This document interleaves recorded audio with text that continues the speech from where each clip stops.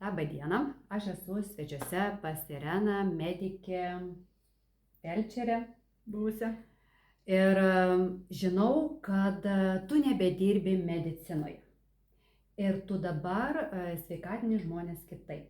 Tu darai tyrimą biorezonansą. Ar gali papasakoti, kodėl žmonės kreipiasi pas tavęs daryti tą tyrimą ir ką jisai parodo? Sveiki. Taip, buvau medikė, aišku, aš ją ir išliksiu. Ir taip, audite darau biorezonansą. Šis tyrimas nėra naujas, jis jau buvo žinomas 2012 metais, tik tai jis įsibėgėja, lėtai įsibėgėja, nes kodėl žmonės daro jį?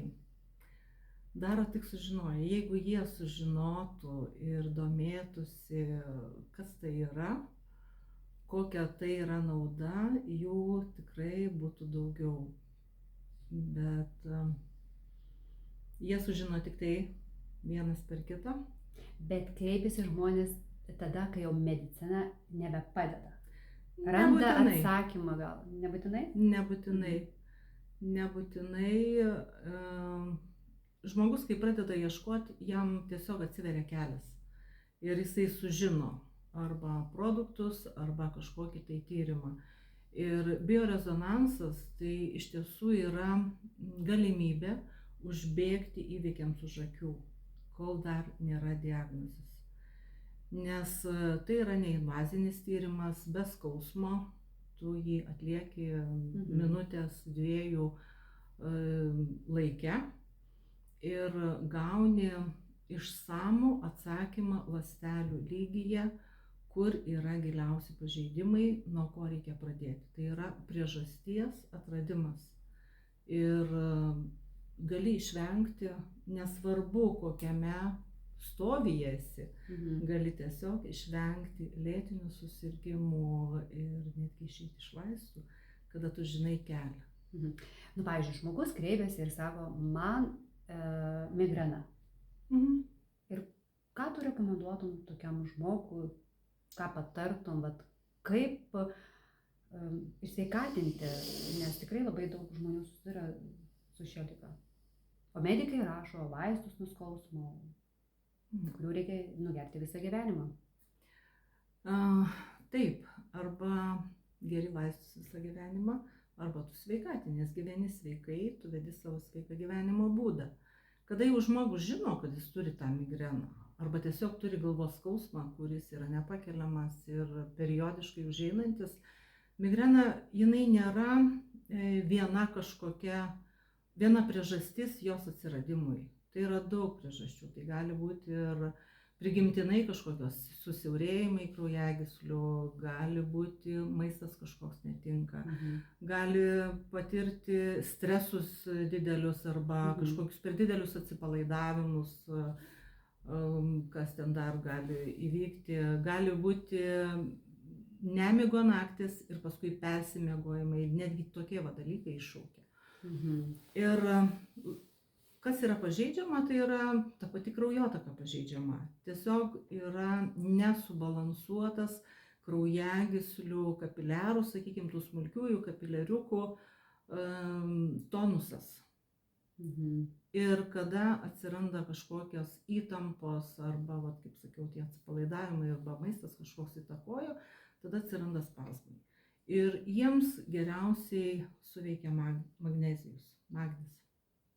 Nes jisai yra atsakingas ir už serotonino gamybą, nes serotonino pokyčiai organizme, smegenyse, mum irgi iššaukia galvos skausmus. Kada nėra tinkamas tas laimės hormonas, kada mes jo stokojame. Ir magnezijus yra vienas iš tų, kuris dalyvauja ir to serotonino gamyboje, ir kraujagyslių subalansavime. Ir tikrai mes niekada nepažeisime, vartodami magnezijų, teisingą magnezijų.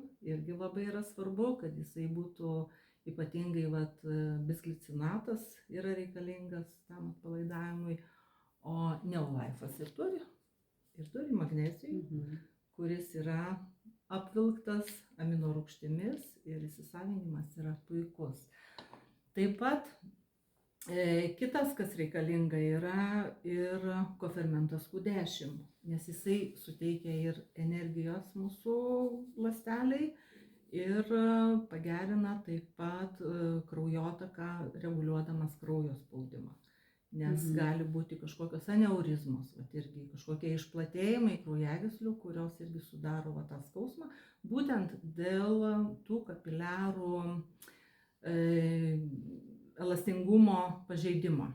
Tai kofermentas Q10 yra labai svarbus ir, aišku, uždegiminį procesą puikiai valdo ir gerina kraujotaką omega. Ir kas reikalinga yra taip pat B grupės vitaminai. Stiprinti nervinės šakneles.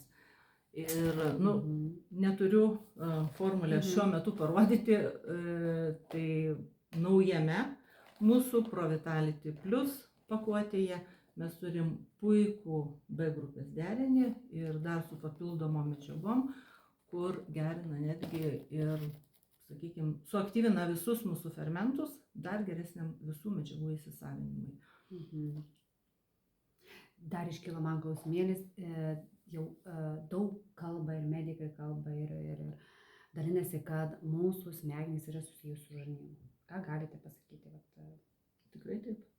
Tikrai taip yra susijusios, nes kodėl apskritai žarnynas yra toks svarbus, smegenys žinom, kad ir svarbus, bet žarnynas, nes žarnyne 70-80% yra imuninės sistemos. Ir jeigu ten yra tvarka, tai tvarka bus visame organizme. O kaip ta netvarka atsiranda?